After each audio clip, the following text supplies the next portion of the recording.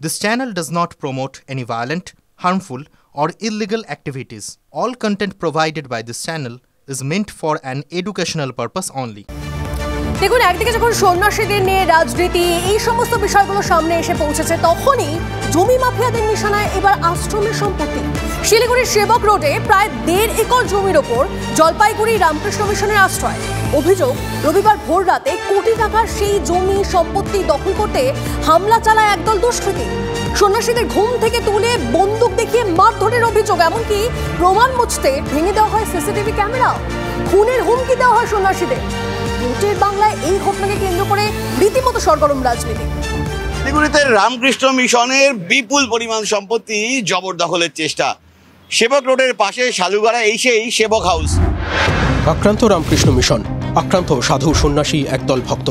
শনিবার গভীর রাতে হঠাৎ হামলা, বন্দুক হাতে 10-12 জন দুষ্কৃতী দলের তাণ্ডব।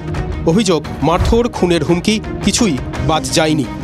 এরপর ভিতরে থাকা মিশনের যাবতীয় কর্মীদের বার করে রাতের অন্ধকারে রাত 3:30 নাগাদ গাড়িতে করে শহরের বিভিন্ন প্রান্তে একাকী ছেড়ে দেওয়া হয়।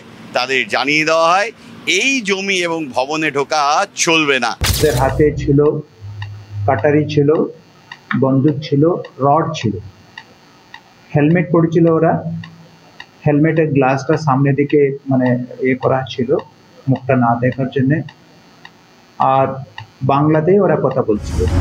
জলপাইগুড়ি রামকৃষ্ণ মিশনের অধীনে রয়েছে শালুগাড়া সেবক রোডের এই সম্পত্তি। জমিটি এক ভক্ত মিশনকে দান করেন। পরে একটি মামলাও হয়।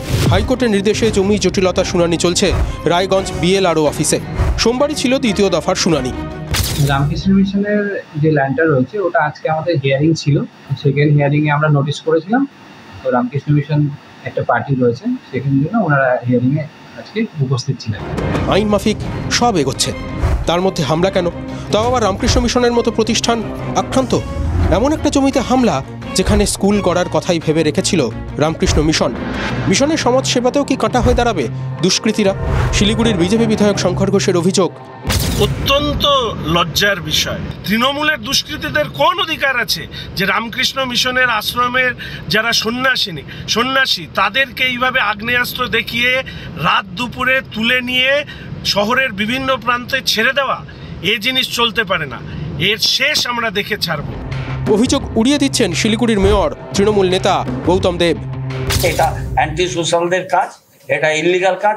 এটার সাথে কোনো রাজনীতির গন্ধ, বর্ণ এটা যারা মেলায়, এই ধরনের বিষয়গুলো তারা করতে থাকেন। আমাদের যা পদক্ষেপ নেওয়ার আমরা সেটা পুলিশ এবং প্রশাসন নিশ্চিতভাবেই নেবে।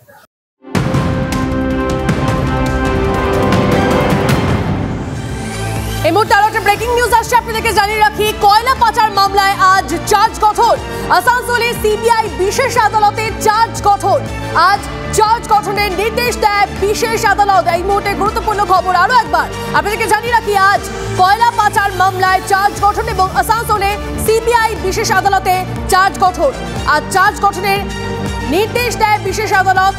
আমাদের প্রতিনিধির থেকে আরো বিস্তারিত জানবো, তবে এই মুহূর্তে যে বড় খবরে নজর রেখেছি, কয়লা পাচার মামলায় আজ চার্জ গঠন। অরূপবাজি সহ মোট 43 জনের বিরুদ্ধে চার্জশিট পেশ।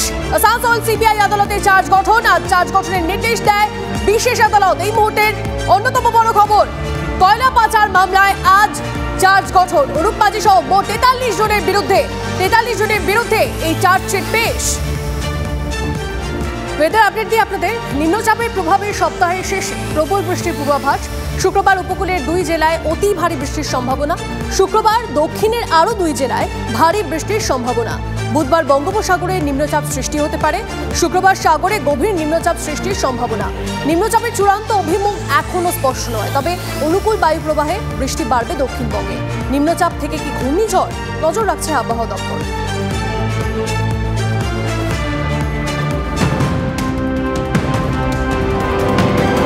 এই মুহূর্তে আরো একটা ব্রেকিং নিউজ আসছে, আপনাদেরকে জানিয়ে রাখি। মধ্যপ্রদেশের নার্সিং দুর্নীতি মামলায় সিবিআই এর হাতে গ্রেপ্তার 13। ধৃতদের মধ্যে রয়েছেন সিবিআই এর 2 ইন্সপেক্টরও। এক ইন্সপেক্টরের বিরুদ্ধে 10 লক্ষ টাকা ঘুষ নেওয়ার অভিযোগ।